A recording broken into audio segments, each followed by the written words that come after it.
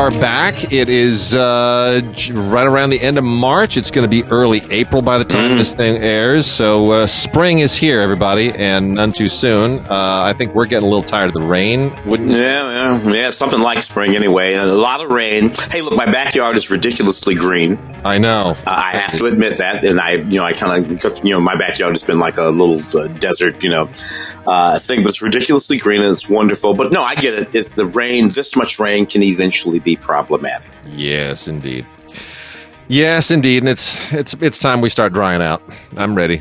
I'm ready. Yeah. We only have one obit this week, and then we got a little news that we'll talk about, which I think anybody who's on Facebook is probably already keen to, and I'm finally happy to be able to talk about it. Yes. But Lance Reddick, man, at age 60, was it? He was 60? Yeah, Lance was born in 62. It's crazy that Lance is actually younger than me. I knew Lance for 20 odd years. Me, Sherm, do we know why? Our buddy. It's It's really an odd thing because they kept saying of natural causes. So the natural cause seems to have been a heart attack. And I suppose that's a natural cause. But he was 60. Yeah. 60, about to be 61. Yeah. So I'm sorry, I can't agree that at age 61, on account of I'm 61, the heart attack is a natural goddamn cause. I'm going to say no to that. But that's what it is. Anyway, go way back with Lance, all the way back to Oz. Before that, but definitely Oz, when he was walking around that show. And of course, Lance walked around everything from Fringe to The Wire. And it was really funny. Way back in the early 2000s, late 90s, early 2000s, when he was on Oz, I would see him all the time. Actually, he and my wife were friends because she would run into it. Bridget was actually in a British Petroleum commercial with Lance. Lance played her husband in a British Petroleum commercial. This is like 100 years ago, right? So those connections in Sherm on Oz and all that kind of stuff. Lance was a Yalie. Lance went to Yale. I know. And it was we always thought it was kind of funny that for a good chunk of his early career, Lance played these kind of guys in prison and guys, and stuff like that, And I'm like, it's, the Yalie. But eventually he started playing guys in suits and chiefs of police and detectives and the guy in Fringe and authoritative figures and guys who were much more reflective of who Lance was, including that guy in the John Wick movies. Yeah. And are we deep enough into the John Wick release now to talk about the irony? What do you think? Maybe not. Yeah, let's just. It's made $150 million globally, so I think we can. Otherwise, we will say to people, "There's a spoiler here, so you might, if you don't want the spoiler, fast forward about a minute and a half." Yeah, about a minute and a half. Hey, look, man, I got to tell you, I go to see this John Wick movie, which the movies of which I deeply appreciate. I really love that first movie, and and have an appreciation for the rest of the canon. And nearly the first thing that happens in that movie is that Lance's character, Sharon, is killed. Yep. And I'm like, are you freaking kidding me here right now? And then, of course, across the arc of the movie, it's a big deal that his character was killed. Everybody's talking about it. We go to his funeral in the movie. All the characters, John Wick, are always talking about what a great guy he was in the movie. Yeah. So, creepy meta. Yeah. Creepy meta. Yeah. Yeah, I mean, and he was getting ready to do press for the movie too. Yeah, missing, and that makes it that's a thing that just doesn't happen that often, that someone passes just on the eve of the movie opening, and the press becomes as much about them. And there's a lovely little title card at the end in memoriam to him. So. Oh, it's so sad. Really sad. He's kind of the heart and soul of those movies, to be honest. Yeah, really. To be honest with you, I think about him in those movies first. Yeah, and then Keanu and Ian McShane and all all that kind of stuff. But that guy standing there with that look. He's the concierge, and that's a symbolic thing. I almost think of him as guarding the gates to either heaven, hell, or purgatory. Right? Yeah.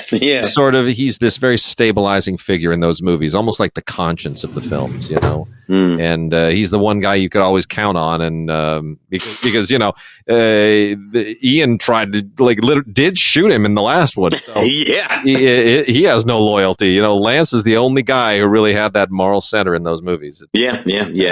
Anyway, I think obviously they could not have known any of that number of years ago when they were writing that script and shooting the film and blah blah blah. But it is an odd sort of thing that happens occasionally. So there it is.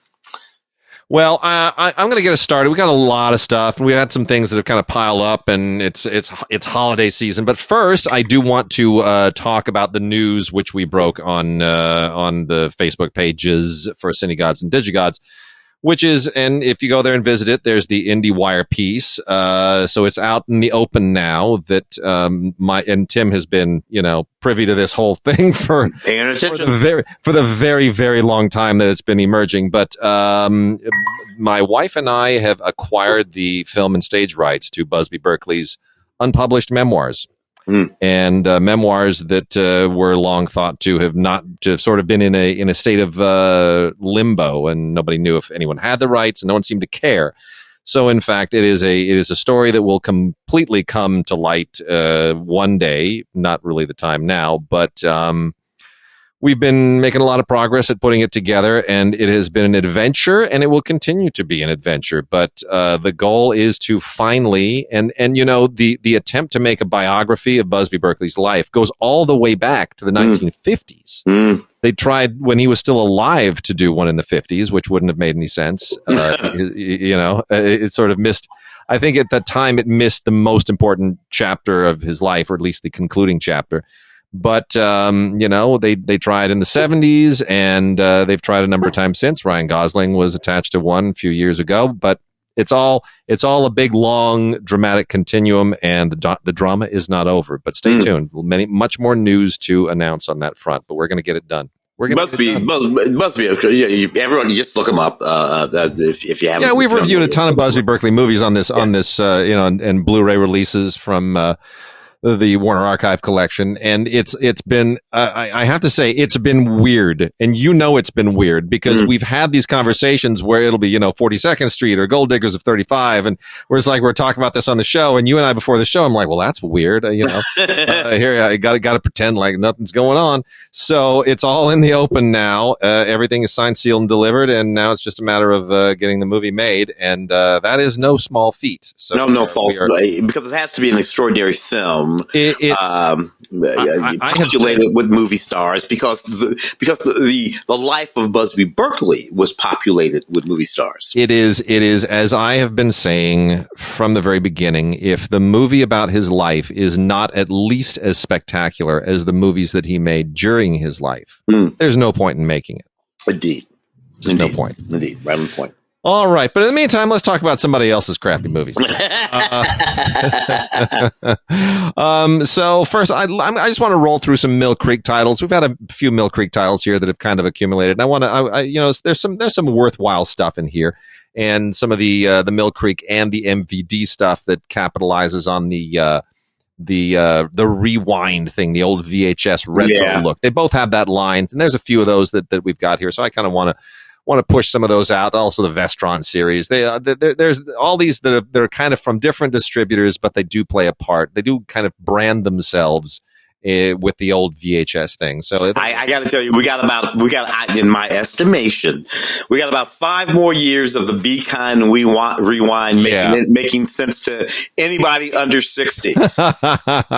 Very true. About 5 more years, and that's not going to make any sense to rewind. What's a rewind? Yeah. What is that? What is rewinding? Exactly. That's going to be funny. Yeah. Well. Anyway. So we got a movie here called London. This is all from Mill Creek right now. This is London by way of Samuel Goldwyn. This starred, when it came out, it starred Chris Evans and Jessica Biel and Jason Statham and Isla Fisher and Dane Cook. Had a lot of people in it. Didn't do a huge bunch at the box office, actually, but as it's a nice non-Marvel Chris Evans performance. Yeah. And Jessica Biel is lovely in it as well. It's it's a good, solid kind of romantic drama. Yeah.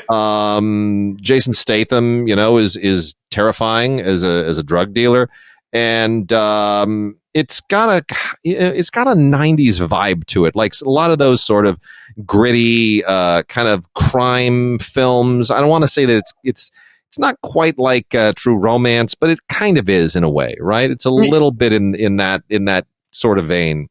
Yeah. Look, Hunter Richards, writer, director guy, did not know his work. He did a lot of, script doctor kind of guy, excuse me, wandering around doing all kinds of stuff for a long time, a couple of shorts and whatnot. But he pulled this thing off. The marketing was bad. We're going back to 2005. It's what we're talking about, folks. The marketing was not great at this time. I remember this movie from 2005, and I thought it was a pretty decent film.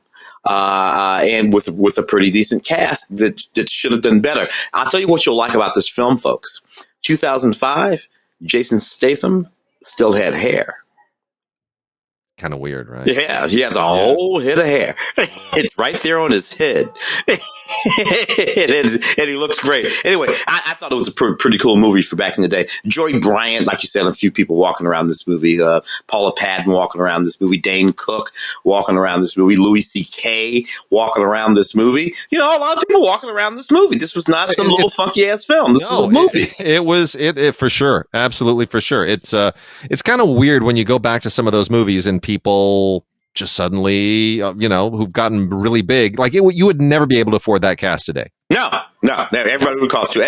Kat Dennings walking around this movie. A good chunk of people walking around this movie today lead movies. Yep.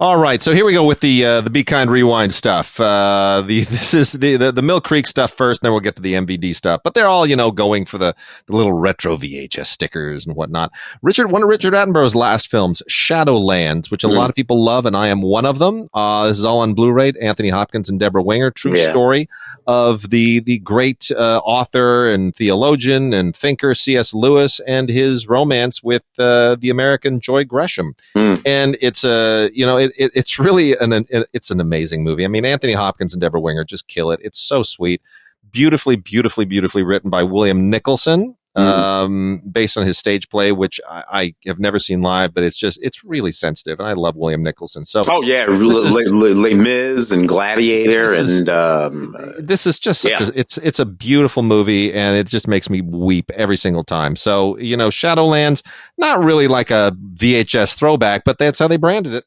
That's 90. It's 93. Yeah, that's 92, 3, something like that. So it reaches back, and that was that moment, because there was this moment where when Deborah Winger had retired. Yes, that's right. She had this moment where she had retired, very young, but she was done. But she came back to make this movie. This was the movie that brought her back from that short retirement of hers. And then we have a Tony Scott film, and there's this beautiful tribute to Tony Scott at the end, of course, of Maverick. And this is a Tony Scott film most people have forgotten about. The Fan, Robert De Niro stalking Wesley Snipes.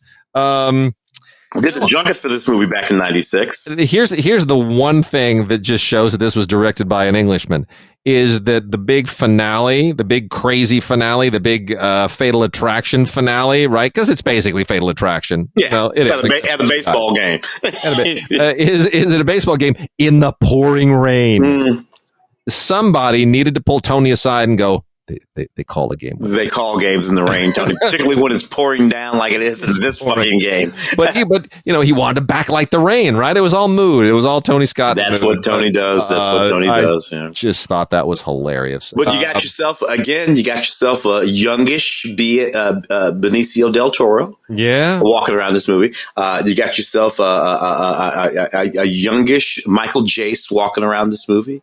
Yep. You got a whole bunch Tony Jackson walking around this movie. This is what, 90 something again. I can't remember. 96. I remember doing the junket for this. I still have the little piece of, they gave us a lot of swag for this movie. But one of the things they gave us was an actual watch with a San Francisco Giants emblem on it. Yeah. I still got that watch. It's over there. The battery ran out 25 years ago. I never bothered to replace it because I'm from St. Louis, where the Cardinals are the only baseball team. But yeah, there it is. De Niro, Snipes, Ellen Barkin. Not crazy. Yep.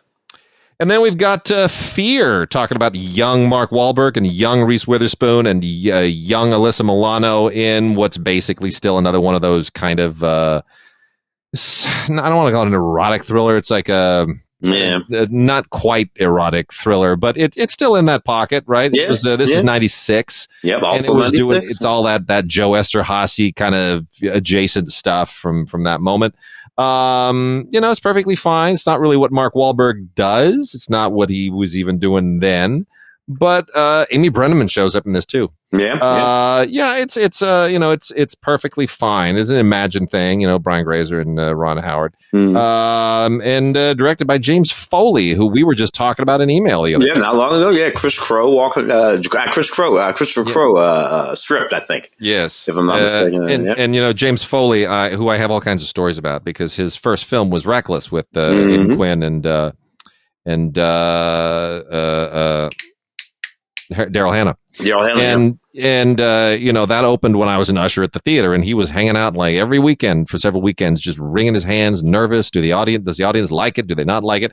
And here I am, I'm an usher, and he's, the 10 years older than I am, and he's sitting there like, and I'm having to talk him off the cliff. It's like, no, they like it, dude. They like it. They really like it. That was a funny thing. I mean, Jane, popcorn.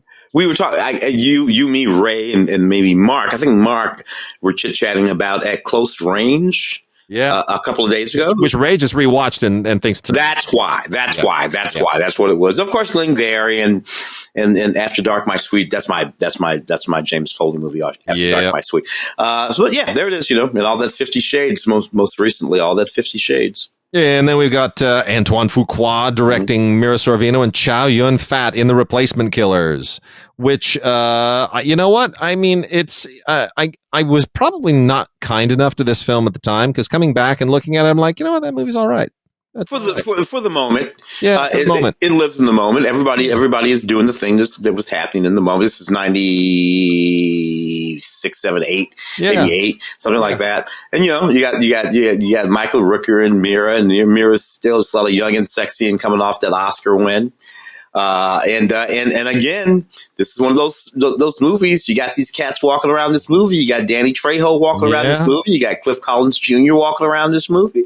Right. We weren't thinking about these people at the time, but they're all right there. Being movie stars, pre movie stars. And then we have the very, very unfortunate movie Problem Child, directed by Dennis Dugan, who would, of course, direct many, many horrible, horrible Adam Sandler movies. Problem Child does not have Adam Sandler, and it's too bad, because he probably would have made it bearable. I mean, this is just Michael Oliver is so annoying in this movie. He's so irritating. John Ritter almost makes it bearable. Jack Warden almost makes it bearable, but man, it's just otherwise it's this. The kid is a problem child. He really is. Yeah, he's actually too irritating to be endearing in the film. Too irritating to be endearing. But again, Mike Richards, Gilbert Gottfried. You got these good, and these even Dennis Dugan's in the movie. He walks around the movie. So there, it's one of those. I preferred Dennis Dugan when he was an actor in Richie Brockelman P.I. with a really, really good Mike Post theme song.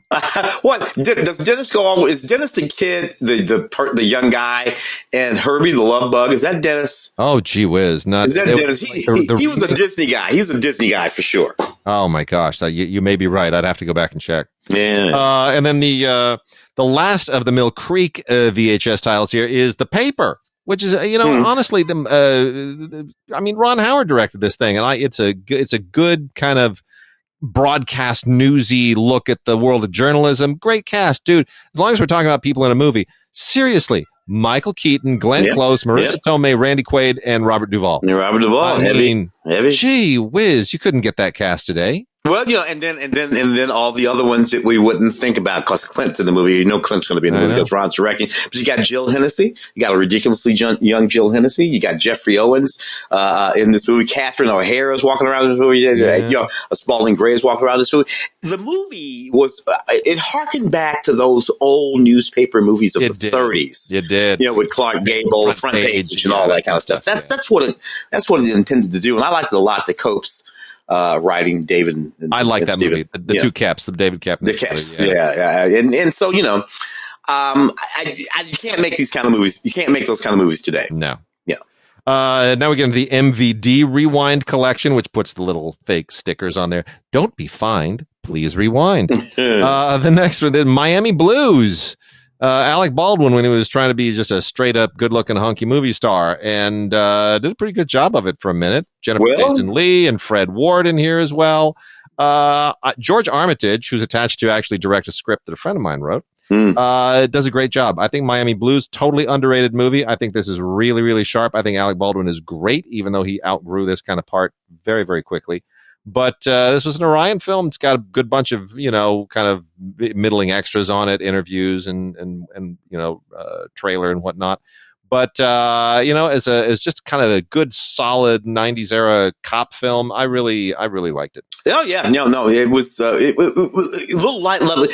Alec was coming off his run on Knots Landing, late 80s. He was on Knots Landing. TV show was a spinoff from Dallas. Yeah. During its late run, Alec had come on to that show, and he really just exploded on that show. He had that little moment on TV, and then he got out of there real quick and fast. Yeah. And started making movies, and this was one of his early ones, and it really blew him up. And then we also got the Desperate Hours. Michael Cimino working with Mickey Rourke and Anthony Hopkins again. Kelly Lynch and Mimi Rogers. I don't know what happened to Kelly Lynch. I had a great interview with her years ago. She was just so smart. And I don't know where she is now. I guess she's just checked out. But, Michael Cimino got into, he's always been in the crime vein ever since he wrote Thunderbolt and Lightfoot for Eastwood. And, a little weird to me looking back on this. It was produced by Dino De Laurentiis. I think I'd forgotten that completely. But, you know what? I mean, pretty solid. Pretty solid. Mickey Rourke, when he was right in the pocket in that moment. Remake of the original Desperate Hours. Yeah. The original Desperate Hours, right? Yeah, remake. Yeah. I remember that, which was kind of a tough Humphrey Bogart, right? The original, yes, the original. You're right. I think you're right. Yeah, kind of a tough remake with Anthony Hopkins and Mickey Rourke. And you know what's really weird? Like, we look at this and we're like, yeah, it's total Michael Cimino film. Totally. It's like it's noir-y and Mickey Rourke's tough, and the women are tough, and it's good, solid, old-fashioned noir updated for the 90s. But what's weird is that roughly like a little bit before this, Michael Cimino was actually once attached to direct Footloose. Oh, that the what would have been the Kevin Bacon blah blah blah Footloose. Yeah, really? Can you imagine? No, that's not working at all. In my head, that's not working at all. So weird. Yeah. We've also got Nicolas Cage in Vampire's Kiss, which is weird because he's in Renfield now. It's like the sequel to Vampire's Kiss. Freaking weird how he keeps coming back to all that stuff. But this has the Be Kind with a little picture of a bee. Remember to Rewind. Jennifer Beals and Elizabeth Ashley in this. By the way, speaking of Jennifer Beals, the 4K of Flashdance just arrived. I haven't had a chance to look at it yet, but it's Flashdance. It's 4K. Who cares? Give me a break. It's Flashdance. Nicolas Cage in Vampire's Kiss. Maria Conchita Alonso. What's happened to her? Anyway. Yeah, still hanging around. This was a cult hit at that moment. Absolutely was. Yep. And 1988, I think, 88, 89. Cult hit. I consider any movie from 88 and 89 to basically be sort of adopted into the 90s. Just want to be clear on that. Good. Disturbing Behavior with James Marsden, Katie Holmes, and Nick Stahl, all of them looking incredibly young and dashing. Directed by David Nutter, who has kind of gone on to do not a whole lot. This was one of the earliest of those post Brat Pack, but pre all the horror films that were you know what I mean, like before the all of the screams and exactly and all that stuff. So this kind of it's I guess it's relevant in that sense, but I mean, it's stylish. Nutter was he was an X-Files guy, so it's got a certain style, but as I don't know, it just kind of it feels cold. I'd never really respond when they get when they go for like too many young, pretty people, it's a little bit hard to kind of buy a lot of they're all just they're too young and pretty. It's like, what high school is this? Yeah. Exactly. It's really everybody looks like this. That was not my high school. My high school had me in it. Yeah. So we can't cast this. Talk about Dennis Dugan as an actor turned director that we're not overly fond of. Let's talk about one that I'm super fond of, Keith Gordon. Remember Keith Gordon? Of course. Love Keith. Waking the Dead is one of my favorite movies from that period. Good. Keith was an actor too, of course. Well, yeah, with Rodney Dangerfield and Back to School, and of course in Christine. John Carpenter's Christine. I mean, very good actor, but really became, and hasn't directed much lately, but is such a talented director. Well, he wrote and directed The Chocolate War. And that's an interesting one to be out on a Rewind collection. I would really recommend this to people. John Glover, Wally Ward, Jenny Wright, and even Bud Cort pops in there with a special appearance credit. But The Chocolate War is based on a novel, and a very, very controversial novel. And I think this is an incredibly smart adaptation of it.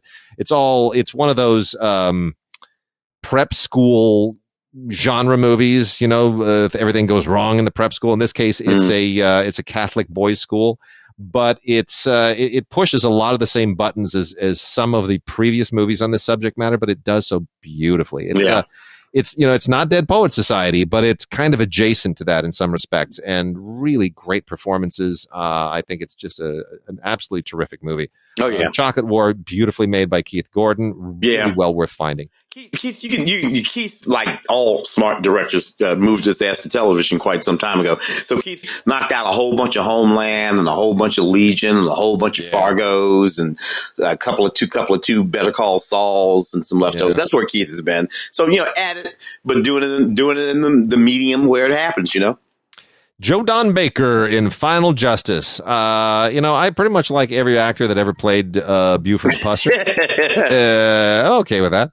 And so Joe Don Baker basically does kind of the same thing here in this kind of semi-low budgety 1980s movie. He plays a guy with the ridiculous name of Thomas Jefferson Geronimo III. Now, I don't know what kind of controlled substance the writer was on when he thought that name up. Thomas Jefferson Geronimo III. So that's quite a mouthful. But it's basically Buford Pusser. It's basically kind of an unofficial. It's an unofficial Walking Tall movie. Yeah, and, he's just a small town lawman, and anyway. It's the same movie that Graydon Clark always made. Yeah, he made the same movie. Although he did direct Black Shampoo, which is like this sort of black exploitation film from the middle that I love. But Graydon pretty much made the same movie all the time. Yeah, definitely. Anyway, this is definitely one that gets Be Kind Rewind. This is definitely a VHS movie. Oh yeah. No doubt about it. And so, frankly, is Dirty Laundry. This came in, and I thought, Dirty Laundry? What's, I don't even remember that one. And what's funny about all of these is what I like about it, like the way that they do the rewind thing for the Mill Creek stuff is it looks like there's a tape kind of sliding out of the case. It's a little the way they do it on the MVD stuff is they make it look as though it's been really abused. It's been returned and taken, just shattered. Things are torn apart, and you can see the VHS sticking out a little bit. I kind of like that a little better. Dirty Laundry. I was like, when did this movie come out? Honestly, I still can't remember that this movie ever came out. Are we talking about the 1987 one, or are we talking about the 1996? No, the 87.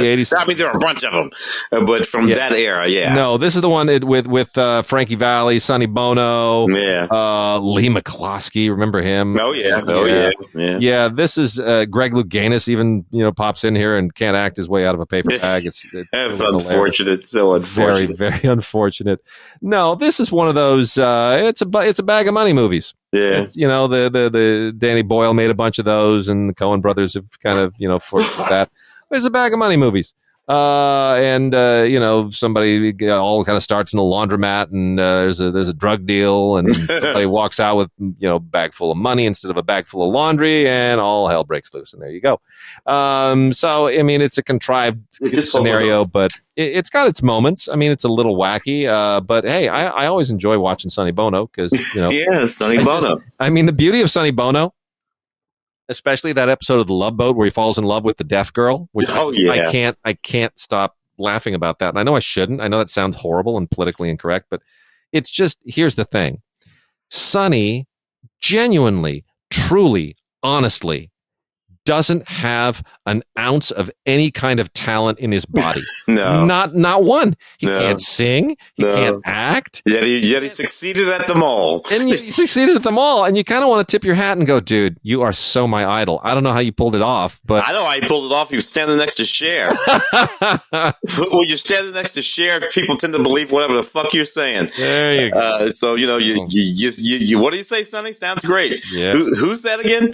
Anyway, that's Sonny. Yeah. I like Sonny. Yep. Well, and then got just one more here from MVD Rewind, then a couple of Vestrons. Liar's Moon with Matt Dillon and Cindy Fisher. Liar's Moon, another one that made me think, gosh, do I even remember that one? Just vaguely. And yeah, I kind of do. Matt Dillon made so many of these movies around that same time. And he's kind of the same guy in all of them, right? It's all like sort of small town, middle America. And he's like, a tough kid who's misunderstood, or he's a tough kid who's not misunderstood, or he's a tough kid who's in love, or, he's always a tough kid doing something. And he made like 20 or 30 of these in about 5 years. Anyway, so yeah, this is it's a romance. It's a guy and a girl. It's a kind of a Romeo and Juliet thing, but it's all right. It works. It works. The David Fisher, director David Fisher. Yeah. The lead, Cindy Fisher, David's sister. Right. That's David's sister, and she was she was in a whole bunch of stuff for years and years. She was walking around Blues Brothers and all this. She's one of those beautiful blonde actresses. It was just in all of those movies, and she was just sort of there, doing her thing. Always good. Never became a movie star. But she's just one of those folks who just sort of like imprint themselves in your mind. Yeah. And I can I remember an episode of Remington Steele that she was in, Cindy Fisher. And there's some who just imprint whether they become movie stars or not. And she was one of them. She's in Swiss Family Robinson. I remember that. That's true. That's ridiculous. That's true. Yeah. Then we got from Vestron, the Vestron Collector Series, which is, of course, very, very VHS oriented, even though they don't fully claim to it. But Vestron was like a huge VHS thing. Extreme Prejudice, Nick Nolte and Powers Booth, and again, Maria Conchita Alonso, directed by Walter Hill, who's just kind of phoning it in a little bit. But it's very Walter Hill-y. It's guys and guns and, hot women and, vengeance. And it's very Walter Hill-y. A little bit of a kind of a modern Western vibe to it. I like to think of this as the Chuck Norris movie in which Nick Nolte plays Chuck Norris, which is kind of what it is. Well, John Milius, all that John. Yeah, it's John very Milius. John Milius-y too. Yeah, it definitely has that vibe to it. But it's got a few interesting extras on it. Michael Ironside is in this as well. He's in. Oh yeah. It's a Walter Hill movie. I don't know what else to tell you about with all those old. I love these guys, and I have to mention them because they're those. So you got Clancy Brown. Yeah. You got your Larry B. Scott. You got your Tom Tiny Lister. Walking around this movie. Yeah. I love these guys. These guys are great and they're great faces. And if you don't know their Mickey Jones, if you don't know their names, when you look them up and you see their faces, they will register in your memory. I promise you they will. Yeah. These are all I love character actors, dude. I love the long standing character actors who just, started swinging 30, 40, 50 years ago and just keep swinging. Yep. And the last one here, also from Vestron, Dream a Little Dream. Now, this was at the time kind of in the body switching moment that we had. There was like Father Like Son. There was Big. I mean, there were a whole bunch of them at the time, and this was kind of one of the lesser ones of it. It was more of a mind swap thing. Then you had the two Corys, the two Corys. That's what they called them at the time, the two Corys. And it's hard for me to look at, you look at this now and I think, wow, it had, they threw Jason Robards and Harry Dean Stanton in there to give it a little bit of legitimacy. But the two Corys, it's very sad, obviously, because Corey Haim has left this life, and you can't look at it without sort of knowing everything that he had suffered and what had happened to him, and how much turmoil his life was in at the time. But then also, Meredith Salinger is in this movie. Meredith Salinger, Piper Laurie bringing a lot of the legit too. Oh, Harry Dean and Harry Dean Stanton. Yeah.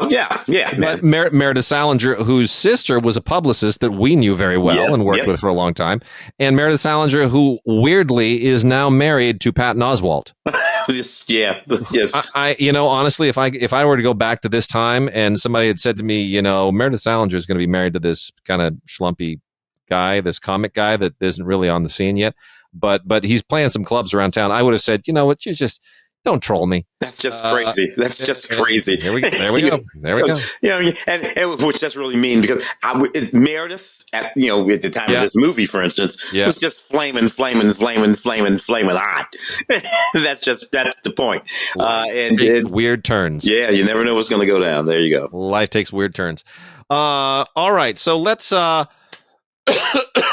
let's go into, so we got 4K, we've got TV, we've got new movies, we've got a ton of stuff here. Well, your dealer's choice, man. You grab anything you want. I'm along for the ride. We got the LGBT stuff.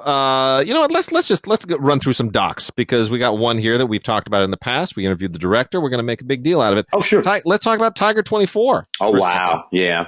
A very powerful doc. Warren Pereira, we had a chance to talk to him on this podcast a few months ago when it was in release, and he told us the amazing stories. And he is, of course, the one-man band that made this. I mean, directed it and wrote it and edited it and produced it, and he hosts it, and it's kind of amazing. But the story of Tiger 24 is really what shines through, and Warren made it a life's love, and I just think it's terrific.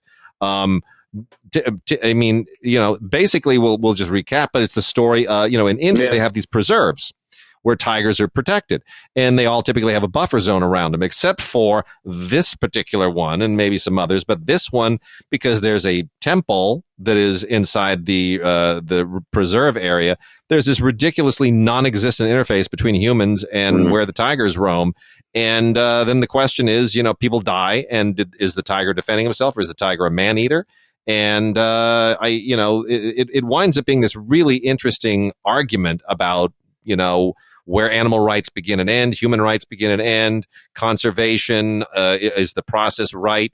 And what's going to happen to this poor tiger, which is now out of its habitat and in a zoo. It's a really, really powerful movie. Yeah, and it poses that question, and perhaps we don't think about it that much here in the United States. Yes, these things, but occasionally these things come up here too.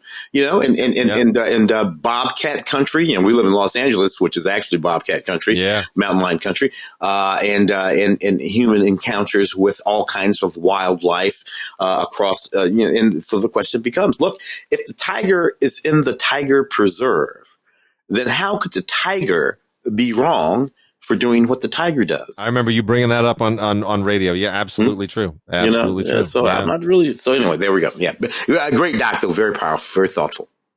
Another wonderful doc. I covered this one on radio too. Children of the Mist, which is this beautiful, beautiful kind of embed yourself with the people ethnographic documentary about the Hmong people in Vietnam, which is, of course, an ethnic minority in Hmong or in Vietnam. Most popularized here in, of all things, Clint Eastwood's Gran Torino, which dealt with an immigrant Hmong population in the U.S. And here they are basically looking at the way they live. I don't want to compare them quite to the Amish. That's not really an accurate comparison, but they certainly are a separate group within the Vietnam culture, within the Vietnamese population. And the issue here is specifically about, this young woman and her desire to have a life outside of what is typically to what they're accustomed to, arranged marriages and whatnot. Yeah. So it's without giving anything away on the, I mean, most people who know about this know that it's about this practice called bride kidnapping very specifically, but don't let that sort of throw you. It's about more than that. It really is a kind of a coming of age thing. And it's about, modernity and tradition and all of these things specifically relating to this one community. Very nicely done. Really, really, one of those docs where you wonder how, were you on like a fly on the wall? I mean, there's so much legit stuff. Really a good film. Children of the Mist. Yeah, Holly Diem, the director. And it's about, child marriage and agency amongst these young women. Sometimes they're forced into these marriages as early as age 14. Yeah. And it's all very complicated, but very interesting, very powerful movie. The Showtime documentary McEnroe. Dude, you are the tennis man. Tell us about Johnny. I really love this doc. In this doc, what we have is Johnny sitting there in this black outfit. He's wearing he pretty much wears black. It's this whole rock and roll thing. But he's sitting in a black room at a black desk in a black chair in a black outfit. It's on a keylet, and he talks about his entire career, his life and his career, including his relationship with his father. And for anyone who's ever wondered about John McEnroe's nature on the tennis court when he was a young tennis player, and that sort of explosive and intense nature, watch this doc and meet his father, and meet his daddy, and you'll know who built John McEnroe to be the way he was. It's a very interesting thing. And you also sort of realize this in watching this doc. John McEnroe is very obviously, the natural sitting there, John McEnroe, on the spectrum. Yeah. Very obviously on the spectrum, which he knows and admits. I'm not, calling out anything, but it's funny how in a certain sort of circumstance you can start to see that. And of course, there was not a thing called the spectrum, 45, 50 years ago when he was there. But it's a very powerful doc. What I love most about it, a previous documentary called Borg McEnroe. Which was about Bjorn Borg. And then of course there was the film too with Shia LaBeouf and everything.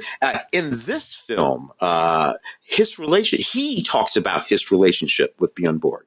Yeah, and I think it's probably the truest representation of that relationship that I've encountered.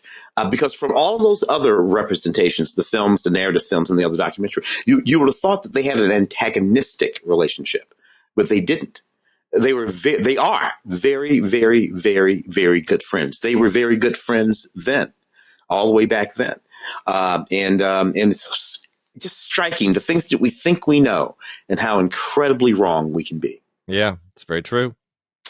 Great doc here, also by Patricio Guzman. It's called My Imaginary Country. And Guzman is Chilean and made a very rousing documentary here about revisiting the history of the Chilean revolution that overthrew Pinochet and how it sort of connects to modern day Chilean history. And it's amazing. This was made last year, and in many respects, it almost feels outdated. Things have moved so fast in Chile, and it never really makes the news, but.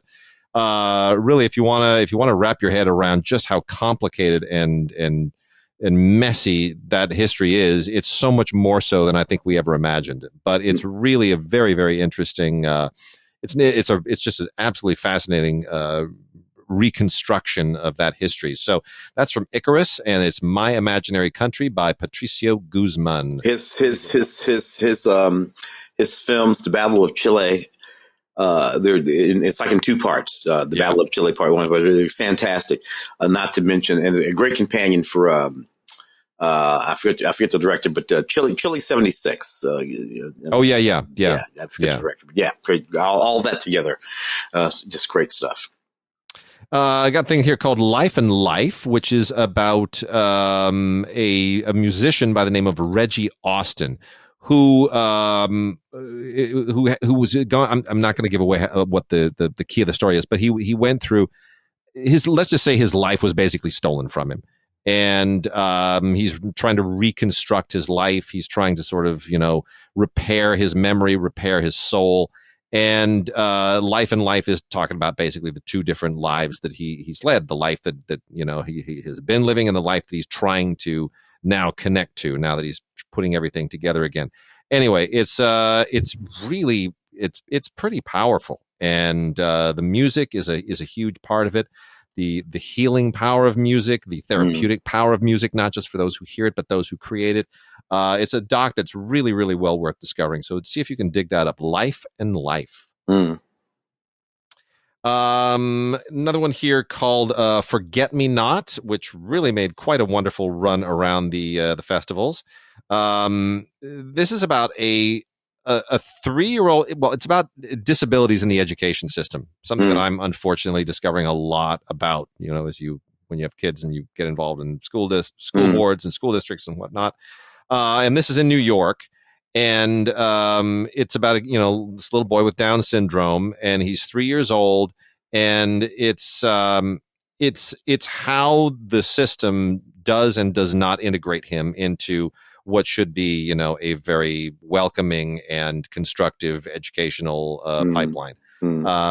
Kids with Down syndrome kind of are the also-rans, right? They're not going to go to college, so what are you going to do with them? I mean, they're not really going to boost the school's numbers. They're not going to, kick up all the data points that get you, all your state aid and this kind of stuff. So it's really, it's a really, really sad, but also inspiring film because the people here really, really care. So that's a beautiful film too. That's from Cinema Libre. It's called Forget Me Not. Wrapping down 3 final docs here. Kentridge and Dumas in Conversation. This is by a very talented filmmaker named Catherine Meyburg, Meyburgh. And this is not about Alexander Dumas. No. This is about William Kentridge and Marlene Dumas, who are big, big figures in the international art scene. And they basically have a conversation about art. And that's it. There is nothing else to this film, but it's really interesting. It's like my dinner with 2, kind of pretentious art people who really kind of grow on me. And I don't know that I like the art that they're necessarily talking about. I don't know that I even like their art, but I really did enjoy listening to them talk. Interesting. And then the last 2 here, a History Channel doc on the Colosseum, which I had the privilege of seeing last year. It's an 8-episode documentary series from Lionsgate and A&E, aired on the History Channel, and gives you the whole history of the Colosseum, which actually was not called the Colosseum originally. I did not know that. Yeah, and they get into that. It's a fascinating history, but it's all the stuff that we got in our big tour when we toured the Colosseum. And it's really super fascinating. And what I like about this is that they have these these live action recreation sequences, which I kind of wish that we had, guys putting on a gladiator show when we did it. It would have felt a little bit more cool. But anyway, it's a really fascinating history, and it's well worth watching, even if it'll make you want to go there. And if you've been there, it'll make you want to go back. Wow. And then the last one, Jerry Anderson, Life Uncharted. The great Jerry Anderson behind all the Super Marionation shows we love so much, like Thunderbirds, and then of course also Space 1999 and UFO. Boy, what a it's like we know Jerry Anderson, but we don't know as much about him as we know about other icons like that. Like we know everything there is to know about Gene Roddenberry, right? But do we know anything about Jerry Anderson? No, we just know what he created. Yeah. Well, this gets into his very long and kind of a a real pioneer, but also kind of a tempestuous guy. They talked to a lot of people here, friends and people who worked on his shows, and he came from a really, really nasty upbringing. Wow. Like his background was tough. It was hard scrabble, and he was a tough guy to deal with. Like he was not easy. So that kind of makes me a little more fascinated. It makes me respect the guy a little bit more, especially when you see where he came from. Well, an interesting thing, and I'll have to check this out. Look, you can't talk about Jerry Anderson without talking about Sylvia. Exactly. That was a messy divorce too. Oh, it was a thing. But I got to tell you, Sylvia. When you watch all of those shows, Sylvia was the costume designer, the designer of many, many things on the show, but definitely the costumes. And I got to tell you, much of those programs, UFO and all that kind of stuff, was about the costumes. Yeah. Sylvia, it was all very British pop in the early 70s and all those kinds of stuff. But Sylvia kept it sexy. Sylvia kept it captivating and colorful. Yep. And frankly, she kept me. Very often she kept me tuned in because you never knew what somebody was going to wear. Fishnet. Sylvia was very much into fishnet. So yeah. Oh man! All right, let's do the 4Ks. Let's do some 4Ks, and because some of these are some like Babylon, I know is in there, right? Let's start with the 4K Steelbook of Babylon. Yeah. The over the 3 hour and 10-minute R-rated suicide wish for Damien Chazelle. I don't know what he was thinking, but again, moving back to the Busby Berkeley thing, I have been immersed for a very long time now in the world in this particular period. This is just before, right?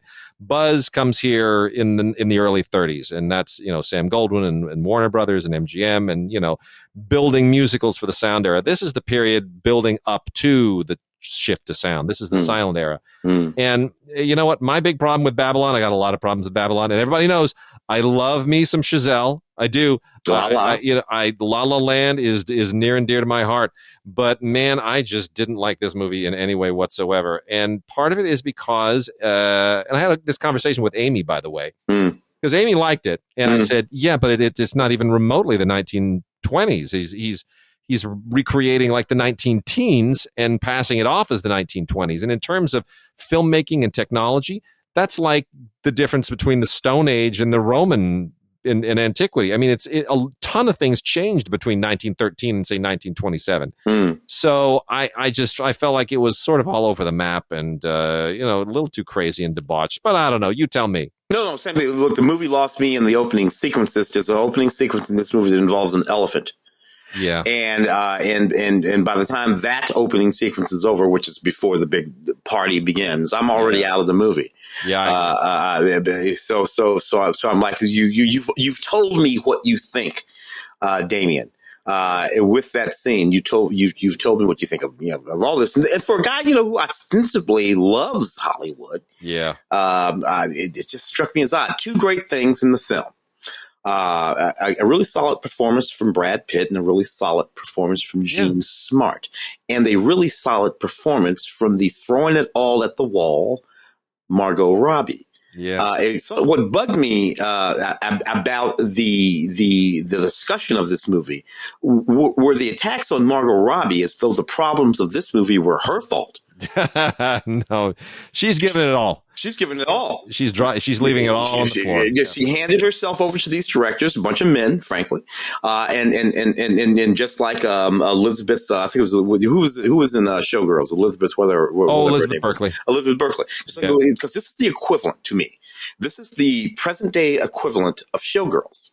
And Elizabeth Berkley handed herself over to, Paul Verhoeven and all and said, all right, you guys know what you're doing. I'm just a young actress. I'll swing with you guys. And Margot did that. And then when this movie tanks, everybody came after Margot as if Damien Chazelle hadn't killed two big budget movies in a row. This one and frankly, First Man. Yeah. As if he wrote every word of this movie, Damien Chazelle. Yes, he did. All 100 and his director's cut apparently like over 4.5 hours. I can't. No. Everything about this movie has to rest with him. And that is it, and that is all. Whatever you think about it, and if it had been a big hit, it would have accrued to him too. But it isn't, and it didn't. And there's some really interesting ideas in this movie. All that stuff to do with the anime Wong Styles character and all of that. Yeah. That's great history. This is great Hollywood history. Yeah. And to get it wrong, to sort of jack it up like that, really sort of interesting, because what it means is it'll be tough for someone else to come along to want to do some of this history. And Hollywood will be like, oh, no.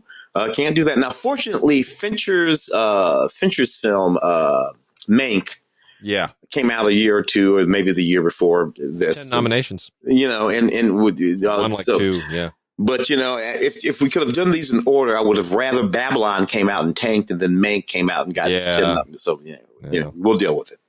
Well, from the ridiculous to the sublime, All Quiet on the Western Front almost seemed like it was going to walk away with some Oscars or some big Oscars a few weeks ago. Here's what's fascinating. It did walk away with 4, got 4 technical awards and the international award. But Netflix has all the rights to this amazing German film here.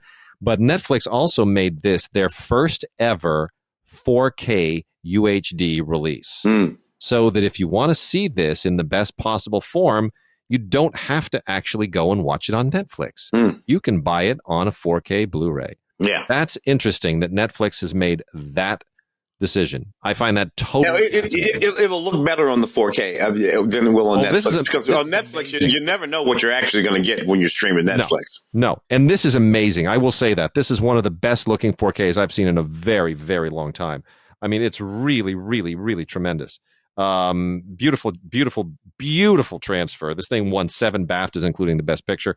Has an audio commentary from Edward Berger, the director, and a 24-page booklet that has, it's all right. It's fine. It's sort of what you expect. But it's the commentary by Berger and the interview with Daniel Schopflug, who is the historian. You and those names. Schopflug. Here's the thing. I know Andy kind of groused about this when we had our Oscar preview show, that it makes some changes in the book. And I get it. Andy's a big literary stickler. But, the original movie, won nearly 100 years ago, came just a year after the publication of the book. It was very much contemporary with World War I, just a few years after. We're talking late 20s, early 30s. An American movie, of course. An American movie, contemporary with those events, adapted from the book, won Best Picture. Germany itself could not bring itself to tell this story for nearly a century. So it now has hindsight. It has not just World War I, but it has World War II in the rearview mirror. So you can kind of now make this story and see things in it that even the author couldn't have seen in his own story at the time, sort of forecasting what was going to happen again. And on that level, I think it's just unbelievably powerful. I know a lot of people have problems with it. I don't like the score. I'll admit that. I think the music is very distracting. But just as a piece of raw cinema, just putting it together, I mean, it really is an impressive movie. Well, the technology today is, obviously the technology today, as opposed to the technology of almost 100 years. So you have that, perspective, a certain sort of perspective, I gotta get, what do you call those 2 little dots they put over all the names? Is that the umlaut? Is that the umlaut? Yeah, it's the umlaut. Yeah. I've never seen so many umlauts on Paul Ballmer and it's umlaut, Andres Doller and Daniel Bruhl, and it's just umlaut, Sebastian Hulk. It's just umlauts over everybody's name. I haven't seen so many umlauts since the Monsters of Rock invited all of those heavy metal bands that use the umlaut. All those dots over here. Yeah. It's crazy, man. Too funny. This is interesting. I mean, concurrent with Creed 3 being out in theaters and having done its thing, we now have a Rocky 4K collection, which is interesting. And this is why it's interesting, because they've given us a nice little tight box set and very slim one case of 4K versions of Rocky, Rocky 2, Rocky 3, Rocky 4. And that's it. Just Rocky 1, 2, 3, and 4. But it's because everyone tries to pretend like Rocky 5 doesn't exist. No, why do you think that is? Well, because it's just so terribly bad with that kid. And interestingly, Creed 3. So Rocky 1 through 4, all good movies, all solid populist movies. Rocky 1 is a serious film. That deserved that screenplay. And then after that, he just starts making these populist movies. They're not particularly serious, but nevertheless very popular movies, and sometimes I get confused about what's happening in which movie. To be honest with you, I think the second one is the second battle with Apollo that he wins, and the third one is going to be Clubber Lang, and then we got the Dolph Lundgren, the Russian dude, right, in the fourth one. All solid movies, and then a whole lot of time elapses actually, and for whatever reason they make Rocky 5 with that boxer kid. But the thing is that in Rocky 5 is missing the 2 things that I think make the Rocky saga 1, 2, 3, and 4. This is a complete saga. And it's a complete saga because it has 2 things that none of the other Rocky movies have. And that is Adrian, who's not in 5, and Apollo Creed. Right. And that's a really interesting thing to me, because what it says is that it's not just about Rocky. It's about Rocky, his nemesis, and his woman. You've built a whole family by the time you get Built a family to 4, and that family is going to do battle in 4 against the, Yeah. Look, it was 19 whenever 4 came out, 80 whatever the hell it was, 90 whatever the hell. So the Russians were still a thing. Yes. And frankly, in that period, you could get the entire nation to line up behind the Soviets. Let's say the Soviets. Let's not say Russians. Let's say Soviets. You can everybody in the United States of America. Look, I had spent the late part of the 70s and in the entire first half of the decade of the 80s in the United States Air Force, where our mortal enemy was the Soviet Union. You're not even the Chinese yet. It was the Soviet Union. So it was real easy to get everybody to sort of line up with Rocky in Rocky 4 for Rocky 4. Interesting that today, in today's political environment, I'm not sure Rocky 4 would be a hit. I'm not sure who'd be rooting for Dolph and who'd be rooting for Sylvester in the America of today. But way back then, it was all Rocky for real. So 1 through 4 makes sense. And I do, it does make sense because I also think his relationship with Adrian and his relationship with Apollo, they carry through a complete arc, right? I mean, he and Apollo have made up. They are compadres by 4, but his relationship with Adrian is stressed. Yes. So I think, that is a very interesting switch. And I do think that the 4 films, uneven as they are, really do represent a complete saga. And there's an exclamation point at the end of 4, and I think at that point then we're kind of off in a different universe. But I do want to also say the Eye of the Tiger montage in Rocky 3 is maybe the best thing that Stallone has ever directed, and it may be the best movie montage I've ever seen. I just love it. I love it. Yeah, he figured it out by then. He figured it out by 3. Yeah. Yeah, for sure. Let's see a few other things here on 4K. We got an old Dario Argento movie called Phenomena. It's on a 2-disc set from Synapse, and it includes the original international version, and then it also includes the original Italian version, and it also includes the international and quote unquote creepers versions. Yes. So I am not a Dario Argento fan. Nah, not a big fan. I would say I appreciate it, but I don't really like it. But I do love young Jennifer Connelly. Jennifer Connelly in 1985 is a hell of a thing. I agree with you there, but there is no version of this movie that works for me. No, there's just no version of it that works for me. But I do agree. I mean, I like the music. It's got kind of it's got a cool rock soundtrack. I mean, but that's, talking about umlauts, got Motorhead on it. Can't get away from the umlauts. I mean, so apart from the music, I mean, it just, I don't know. It's another one of these, Jennifer Connelly goes to this private school and, then Dario Argento does weird crap and it just, Yeah. Not my fan, but anyway, I agree with you. It's got great audio. It looks good. It's 4K, fantastic for people who like Dario Argento, I guess. Also got the very, very first ever 4K from Classic Flicks. Believe it or not, they're jumping on the 4K bandwagon as well, which is a great thing. And this is a 1954 film called The Long Wait. Which is a Mickey Spillane thing, not top tier Mickey Spillane. It's got a great cast. It's got Anthony Quinn and Gene Evans and Reggie Castile, Charles Coburn. It's a good solid kind of B-level noir, I guess is maybe the best way to put it. But Mickey Spillane his DNA is all over this thing, and if it had slightly better actors and maybe a little better direction, it would be kind of top tier. But as it is, Victor Saville. Oh, excuse me.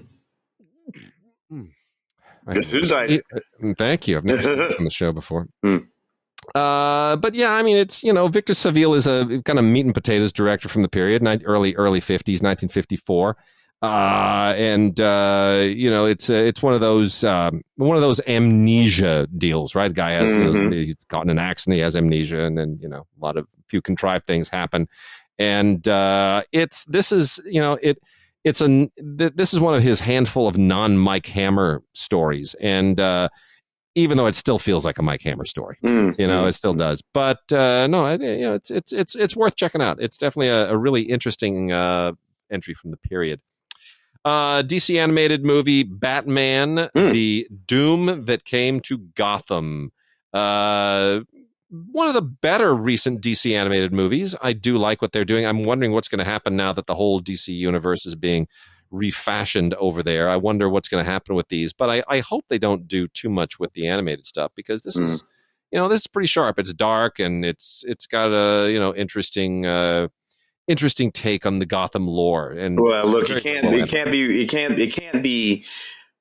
Look, I've been watching Gotham Knights, I guess is what they call it, over on the CW, this new thing with these kids running around with this entirely disparate take on the entire Gotham world, where, Batman gets killed, he's got some adopted kid, and Robin is this teenage black girl, and I'm just like, for God's sakes, people, what are you doing to me here? I just want to watch Batman, man. Can I just watch Batman? And the answer is no. You cannot. You're gonna deal with whatever we decide is happening in these universes. And I'm too old.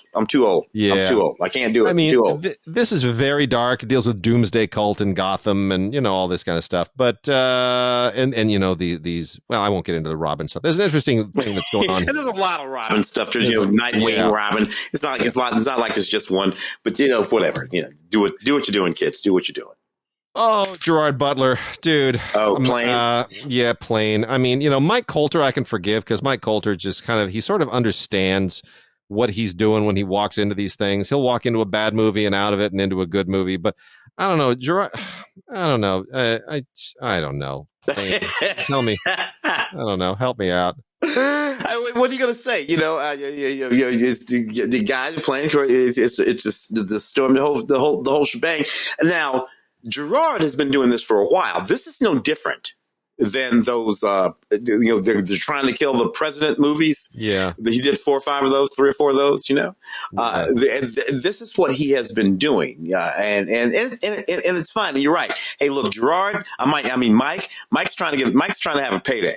He's like, look, can you get me something where I can make some money? He walks over here, he walks around this movie, makes a couple of bucks. It feels to me like there's just too many things going on here. Like a plane crashes on an island, and then there's like a political revolution happening, and then turns out that Mike Colter is a convict, is an escaped convict, or there are like too many things happening that just would never coincide in the same place in the same story.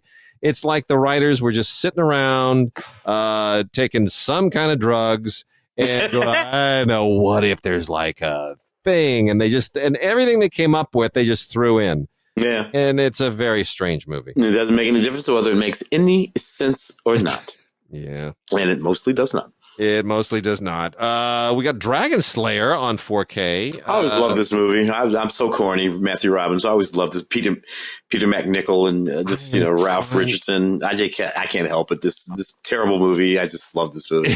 And that's what I was going to ask you, because I didn't like this much at the time. It's terrible, and it feels kind of weirdly nostalgic. Like watching it now. This is 1981. This is that early genre moment after Spielberg and Lucas have sort of cracked the whole thing open. They've opened the Pandora's box, and now everybody's jumping through and making fantasy and sci-fi and spaceships and dragons and fantasy, and it's just the whole everything's wide open now. And it is kind of retro in an endearing way. Retro. I sort of feel bad about not liking it at the time, because it's the same way I look at Krull, right? I hated Krull, couldn't stand it. And I look at Krull now and I go, Krull. Hey, look, Guillermo del Toro's, the recent Pinocchio. Yeah. If I'm not mistaken, Matthew Robbins is one of the writers on that movie.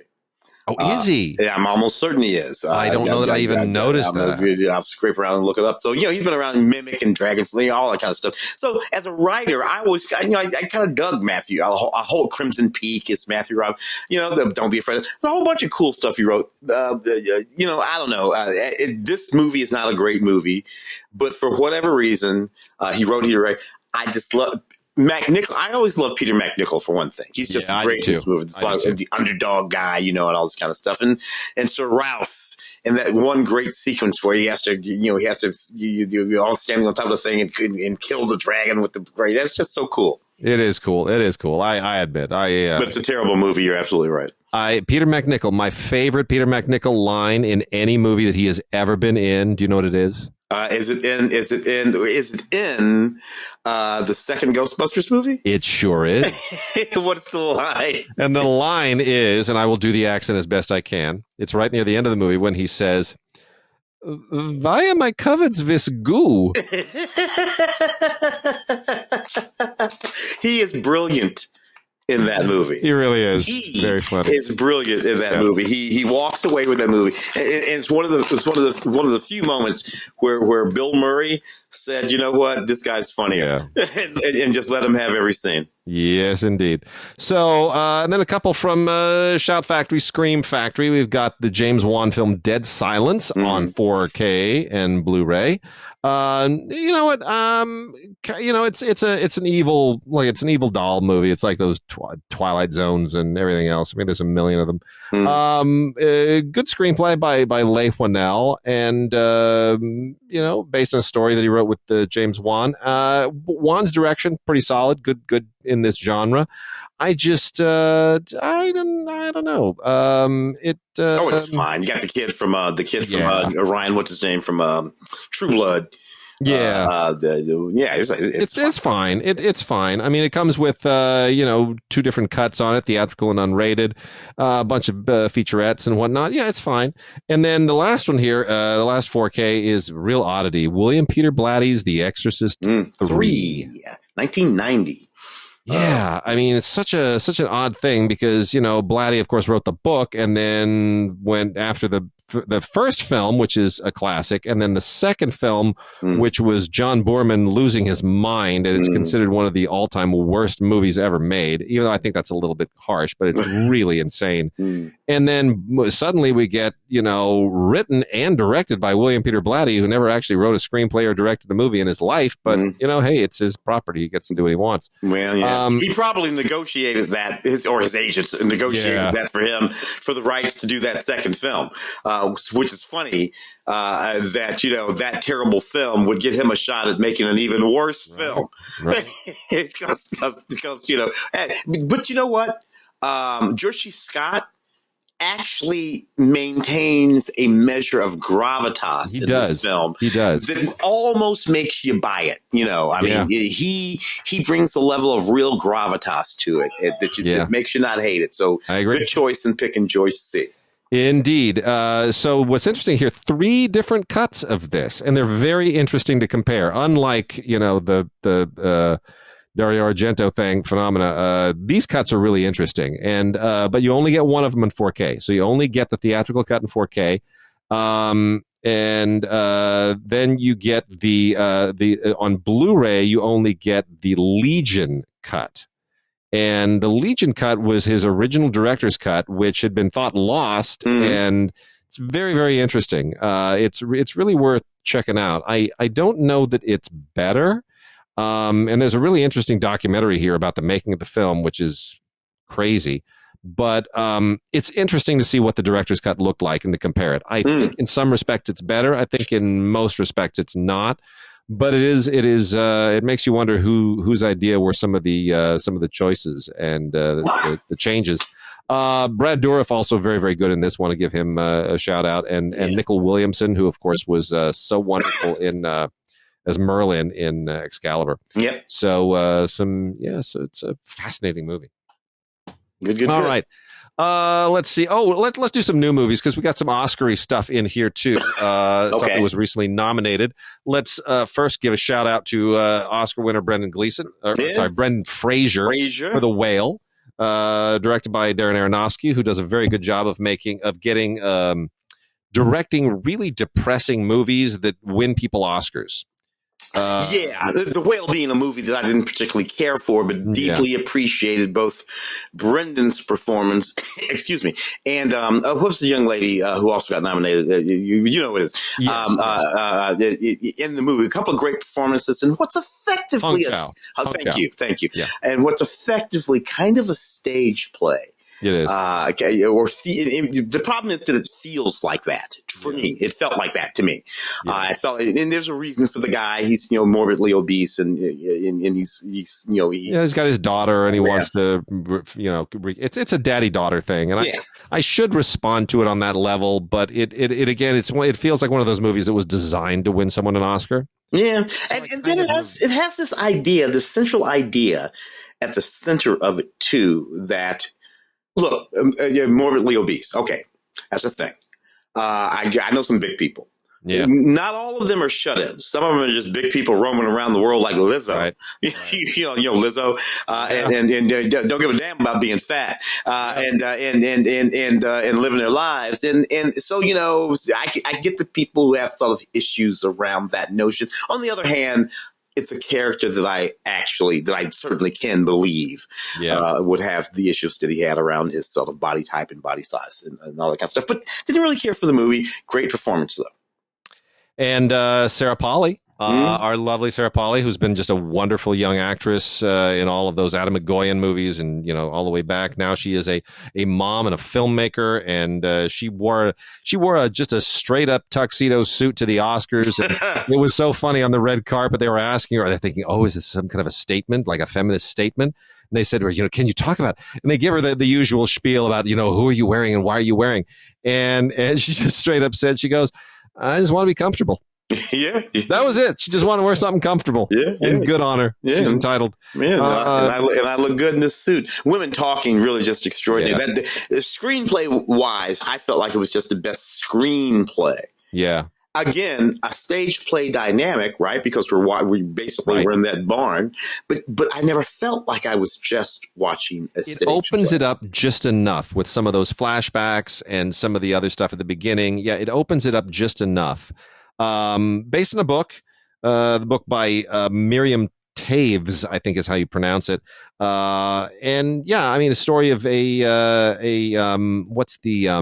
what is they don't say so in the film. Are they Mennonites? What are they? Mennonites, correct. Yeah. So it's a Mennonite commune where some unsavory things have happened to the women. The men drink too much, so forth and so on. And so the women are having a very confidential secret congress in a barn, talking about are we gonna fight back or are we gonna leave? What are we going to do? Mm-hmm. And the thing that I find most compelling about this is not just how well-rounded all the characters are and how they all have a point of view, and that they're able to maintain this tension of conversation for the duration of the film. But I like the fact that they are still committed to their faith. Mm-hmm. At no point do they say the men who control our faith have caused us to lose faith. To them, the men are betraying the faith. These women are the ones who are upholding it, and they see themselves as spiritually superior, and really that they need to do this not just for their own safety, but for God. Yeah. That I thought made the whole thing so rich and fascinating. It added such a powerful dynamic to it. So, not an easy screenplay to write, even if you're working from a book. Really, really good stuff. So. Yeah, book based on generally speaking true events. Yes, broadly speaking, true events. Yes, very true. Did not win an Oscar because it came out this year. Will not win an Oscar next year. But Blu-ray unrated Megan. Talking about evil doll movies. It was on the radio with Christy on this one. Christy loved this. I can't get with it. It's got both cuts, unrated and theatrical. Doesn't make a difference. Yeah. So yeah, this is kind of like Child's Play meets 2001 or Blade Runner or something. Anyway, it's a young woman who's she creates an AI doll for children for the toy company she works for, and of course the doll is just a little bit too AI. It's like Chat GPT on PC, and the doll just becomes a little bit too attached to her niece, who loses her parents in the very first film of the first scene of the film. Anyway, I mean, ultimately, it's who cares? They're going to make a sequel to this thing. Well, look, it's just a creepy doll murdering people. And I'm sorry, but look, Chucky, at least that's a demon in that doll. The demon's the demon. Yes. You can't do anything about the demon doll. It's a demon doll. No matter what you do to the demons in the doll. Megan, hey, take the batteries out of the freaking thing. just let the battery run down. It's easy to fix Megan. She's not running on a nuclear charge or anything. Just unplug the broad. Yeah. But whatever. Go ahead, people. Oh, man. So this was expected to get a little bit of a run at the award season, and it did not, for whatever reason. Alice Darling with Anna Kendrick. I just think Anna Kendrick keeps getting the short end of the stick. She got 1 Oscar nomination, and she just keeps not getting them. But you know what? This is a really, really strong performance, but a film that I think just kind of missed people a little bit. And I'm not quite sure why. Man, it's the abusive relationships, all the dynamics going. Yeah. Alice is this young woman. She goes off on a trip. Bad boyfriend. The bad boyfriend thing. And the thing of it is, he's a gaslight. It's not like he's this physically abusive guy in the film. I'm not giving anything away. This is the way of it. But he's this gaslighter. And Mary Nye's director, Bill Nye's daughter, I think, if I'm not mistaken, right? Daughter, yes, right? Correct. And directing here, and I had to review it for the show. It's a little bit nebulous, and it floats around, and it's speaking to this thing that's relevant in the sort of post Me Too or still Me Too sort of moment. But I don't know, it just didn't congeal as a movie. As a whole movie for me, it just sort of floats around this space where these things happen, and I'm like, yes, there's this space, these things do happen, but then no. Yeah. Well, and then she of course got her Oscar nomination for Up in the Air, and so this I would normally have talked about when we talk about catalog films, but I wanted to bring this in because of Up in the Air. The 2013 Jason Reitman film Labor Day with Kate Winslet and Josh Brolin out on Blu-ray as now. And it's funny looking at this in hindsight now that Jason Reitman is kind of, I think, looking for a groove in his career. I mean, going to the the Ghostbusters sequel and kind of he's a little bit all over the map right now. I think he's trying to sort of find his footing again since Up in the Air. But in hindsight, this is a much better movie than I gave it credit for at the time. And I got to say that 2013, I think I was looking for, something else out of him. And I think I've mentioned here before that I was on the AFI shorts jury the year that his student film was in the mix. And, it was kind of came down to between his student film and this amazing film that eventually got an Oscar nomination called Two Cars, One Night by Taika Waititi. I didn't know who Taika was. I definitely knew who Jason was, but I didn't know who Taika was. Well, we gave the award to Taika, and look at him now. He's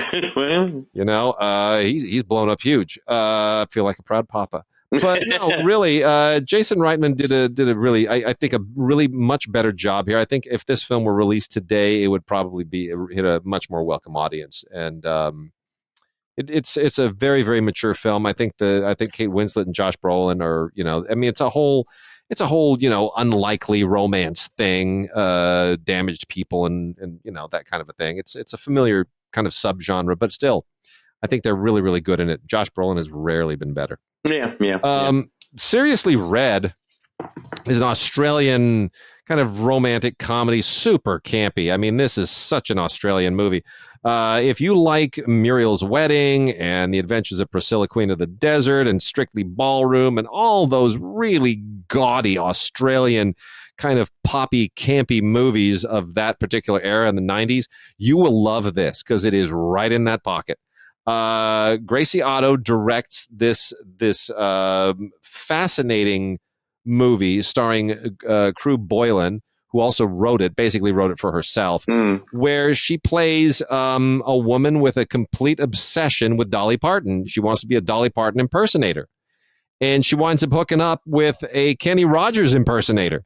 And the whole thing just gets so weird and so creepy. But the thing is, she's secretly gay. And that's kind of the thing that she doesn't want to admit it to her family. And so that creates a really interesting subtext to it.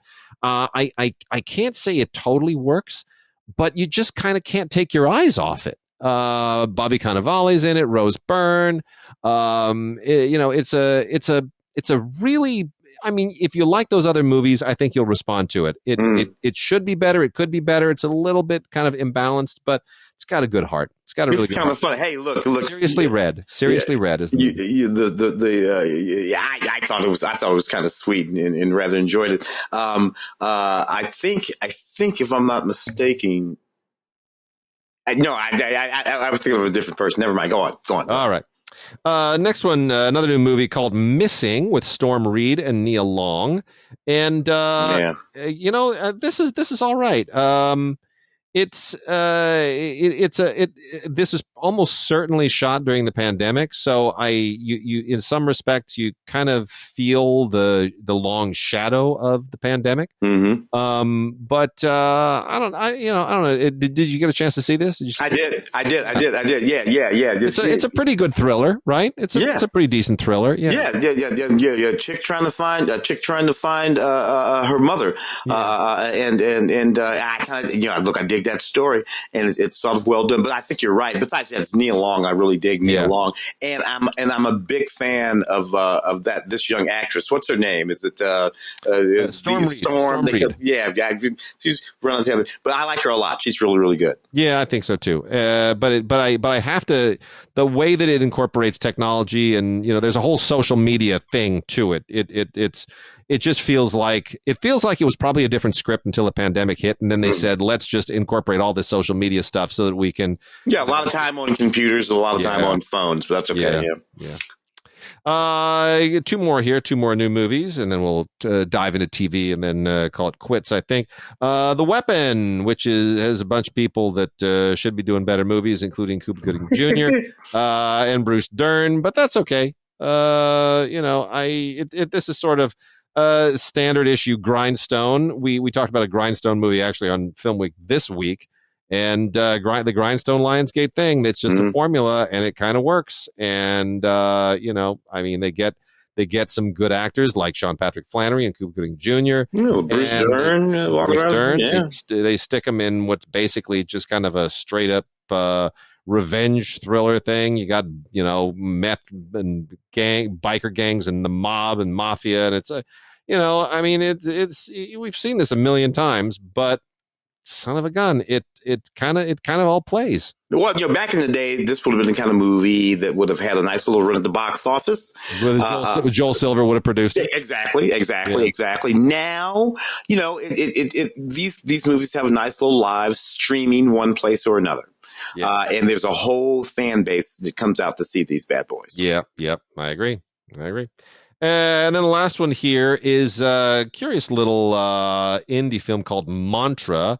I feel like this would have been a Christopher Nolan movie at one point, actually, like back in his, early days. It sort of has a similar vibe to it. It's an interesting little script.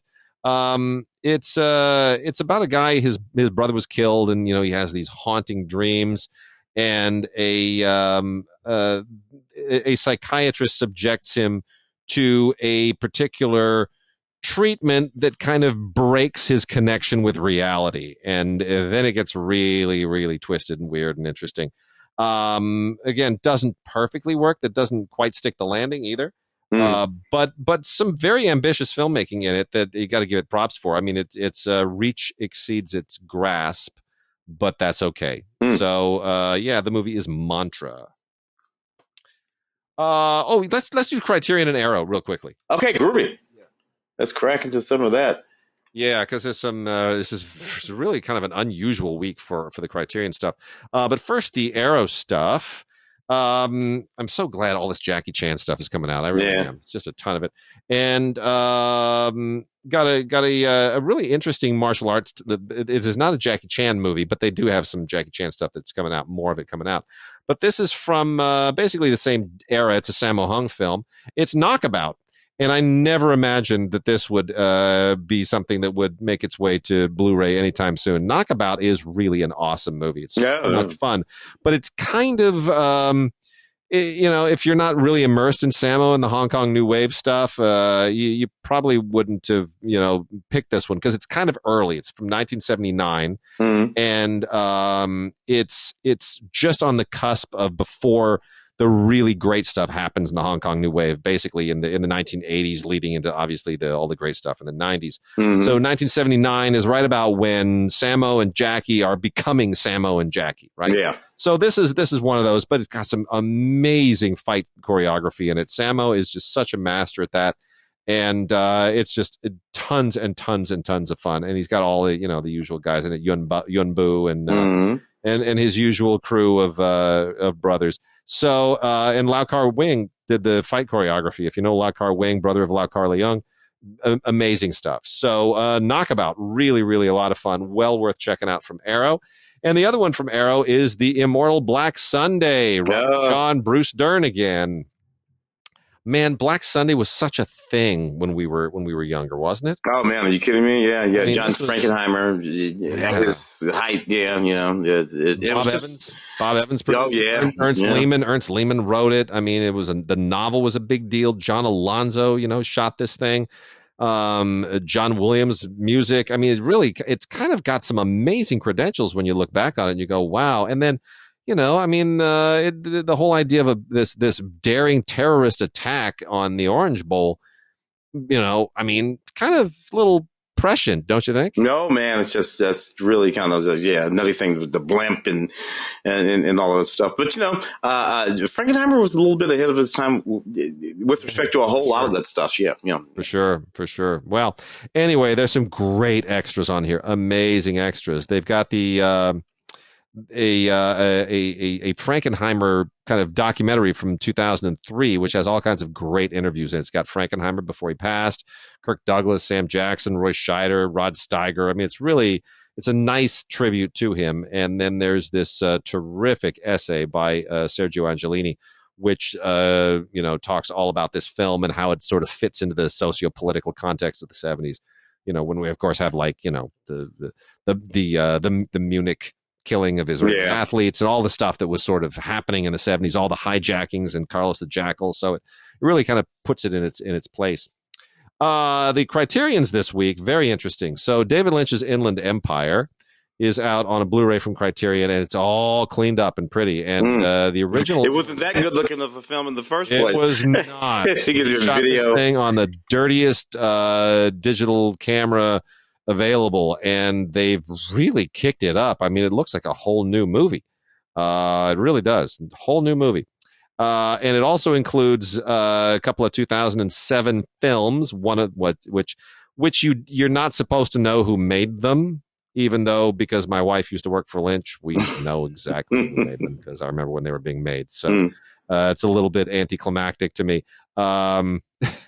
It's just, I see two films from 2007, Lynch 1 and Lynch 2 by Black and White. All right. I know who Black and White is. Yeah. I know very, very well. We were almost involved with the films, to be honest. But anyway, it's a little funny. I feel like I know something that's secret.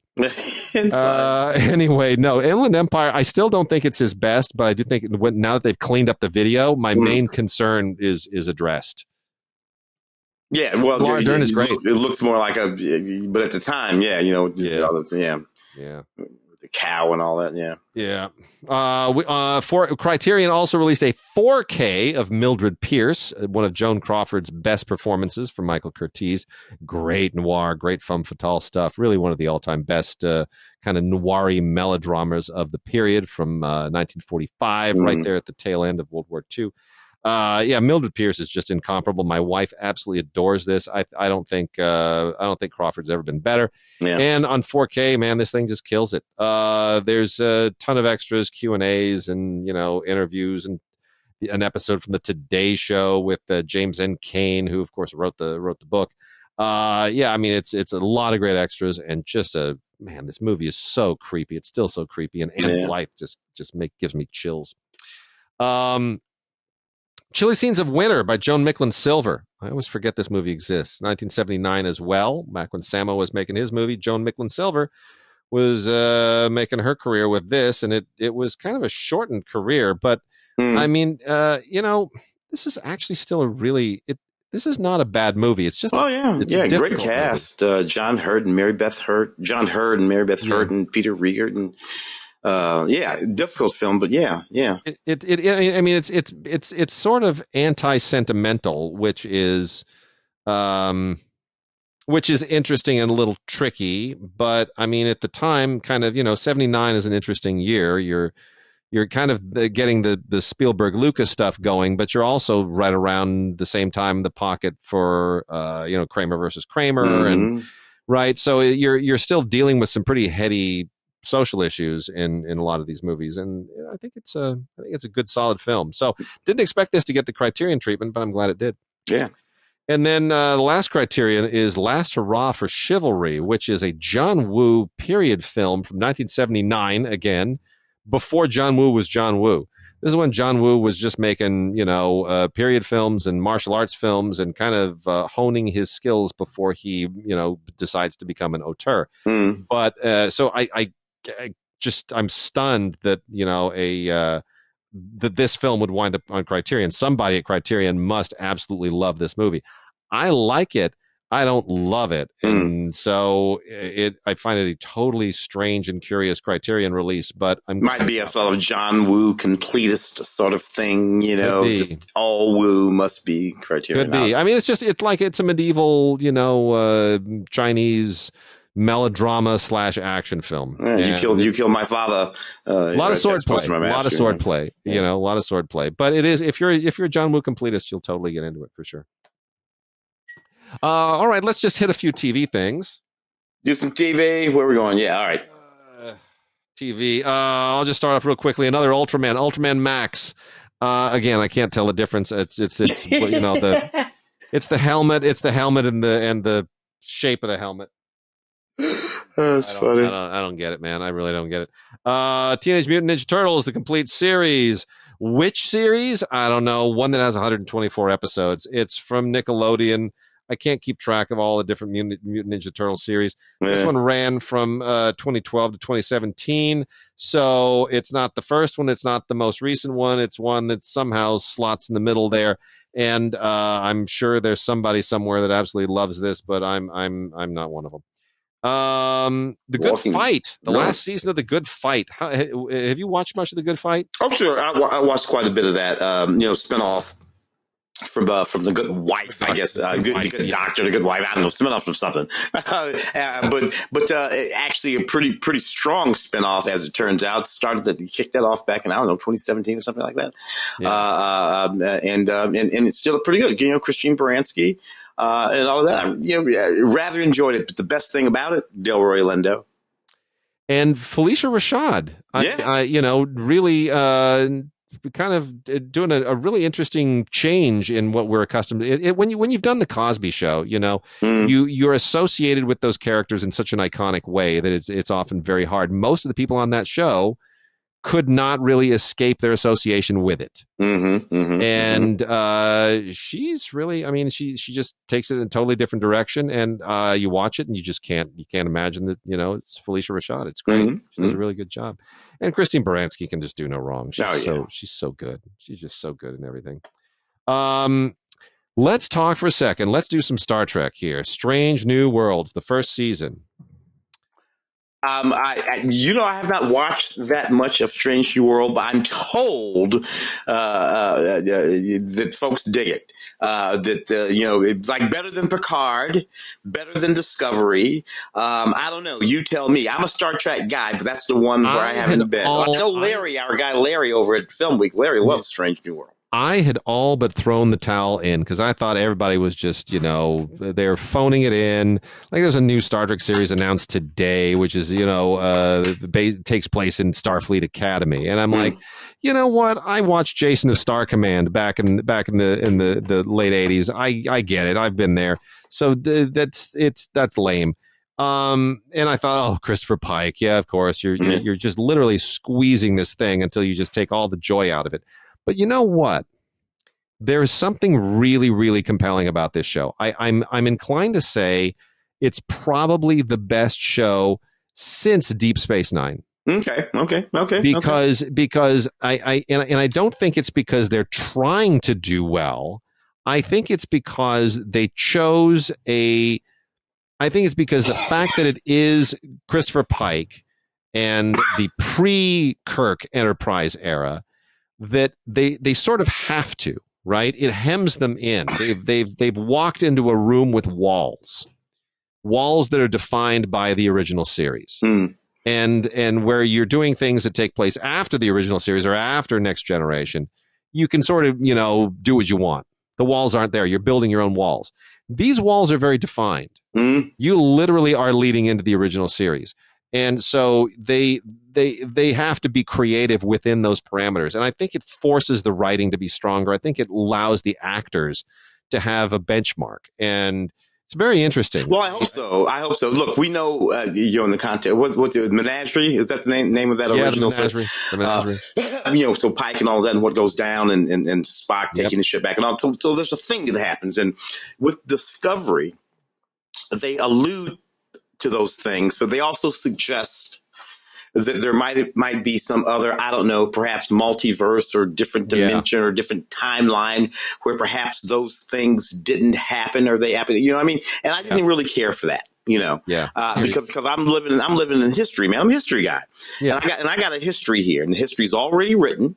And if you're going to go back, you have to leave my history intact. I don't want a new timeline where something else happens. And this seems to be more, Yeah, there. I hear you. I hear you. And then The Walking Dead, the complete 11th season. Man, yeah. Wow, yeah. How many? I mean, if you're sticking with this show after 11 years, good on you. Well, look, 11 seasons and 3 or 4 iterations. Yeah. Right? You Fear the Walking Dead, some other Walking Dead, someplace else walking around dead. 11 seasons and several iterations. Man. Yeah, I don't know what else I can look. I'm not going to kid you. I tapped out on Walking Dead, all things Walking Dead, season 3. Yeah, it's kind of ran its course. I have the same fear for the Story of Us. I feel like they're going to get maybe 3 good seasons out of that, and then it's going to be awfully tough to sustain that premise. Yeah.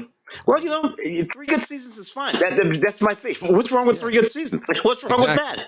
No, three good seasons as opposed to 8 seasons, of which 3 are good. That's and I get it. Everybody wants to make as much money as they can, so I'm not dumb in that context. But sometimes I do like it when folks say, you know what, we'll make some more money someplace else. And Rick and Morty, season 6. Yeah. Adult Swim, I've never gotten it from the time we started this podcast. I've always said I don't really get Adult Swim. But I understand why people like Rick and Morty. But season 6, does it deserve season 6? Yeah. Have we earned 6 seasons of Rick and Morty? Hey, I got Rick and Morty and appreciated it. Thought it was really sharp and funny, and I got where the little dark corner and the guy and the frustrated. It took 1 season. Yeah, I was good. I was good. But there you go. All right, and then lastly on the TV front, we've got from Cinedime some mushy gushy stuff in the Hallmarky lifetimey vein. The first one is Hallmark Channel original movie Forever in My Heart. You know what? It's two pretty white people just being really mushy, and it all takes place in Ireland, which is supposed to make it like I don't know, special or something. It doesn't really. It's it is what it is. It's like all the rest of those things. Sure. That's kind of. And then we've got the ultimate triple feature, which is not really an ultimate triple feature. It's just a triple feature of movies in a trilogy that put the word ultimate in their title as a marketing ploy, which is The Ultimate Gift, The Ultimate Life, and The Ultimate Legacy. None of these are ultimate anything. They're just they're just inspiring little movies about life and family and finding that something that is just really, really special. And I get it. These people need something uplifting, especially coming out of the pandemic. I just wish that uplifting was better filmmaking and better writing. Yeah. That's it. Let me see if there's anything else we should mop up here before we let me just a couple of things. Yeah.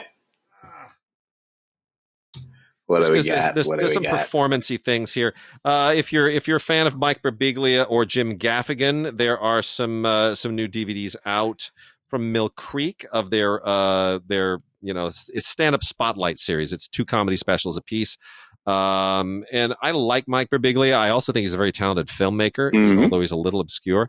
And Jim Gaffigan, everybody loves Jim Gaffigan. That guy, he just cracks everybody up. So anyway, you got a couple of stand-up spotlight titles here, 2 specials apiece.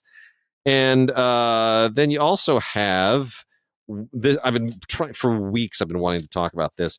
Wendy O. Williams live and blanking loud from London. I'm not going to curse. Wendy O. Williams. It probably means nothing to most people listening to this show, but Tim and I. You know what? I mean, speaking of the umlauts, as a Motorhead shows up on this too. Wendy O. Williams was the lead singer of the Plasmatics. Oh man. And Wendy was intense, and that music was hard, and Wendy wore some interesting, nothing sort of outfits. But Wendy showed up in some interesting places too in cinema. Reform School Girls and the Legend of Billie Jean. She was all around Billie Jean, and died way too young. Actually, lost Wendy. I don't know what in the late. Late 90s or something like that. But Wendy was a hell of a thing. Wendy is in one episode of the old MacGyver, the MacGyver. Oh, is she? Oh, yeah. She played Big Mama. I didn't know that. Way back. And so, she showed up in the oddest places, but she was always Wendy O. Williams. Yeah. Once she showed up. Yeah.